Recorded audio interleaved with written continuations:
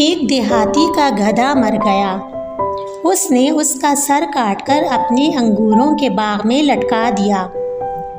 وہ دیہاتی توہم پرستی میں مبتلا تھا۔ ایک نیک شخص کا اس باغ کے پاس سے گزر ہوا تو اس نے گدھے کے سر کو لٹکا دیکھ کر اس دیہاتی سے پوچھا کہ تو نے گدھے کے سر کو کیا سوچ کر یہاں لٹکا دیا؟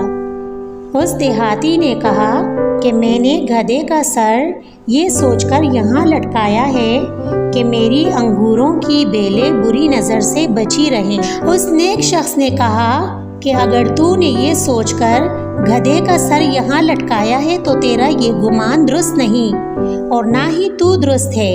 اے اللہ کے بندے، جو گدھا اپنی جان کی حفاظت نہ کر سکا تو وہ تیری ان انگوروں کی بیلوں کی کیا حفاظت کرے گا؟ وہ طبیب کیسے کسی کا علاج کر سکتا ہے جو خود بیماریوں میں مبتلا ہو؟ محافظ حقیقی اللہ عز و جل ہے اور یہ اسی کی شان ہے کہ وہ ہر شے کی حفاظت خود کرتا ہے۔ نصیحت آموز پہلو: یاد رکھنا چاہیے کہ اللہ عز و جل کے سوا کوئی نفع و نقصان کا مالک نہیں ہے، تو ہم پرستی میں مبتلا شخص اپنے ایمان سے ہاتھ دھو لیتا ہے۔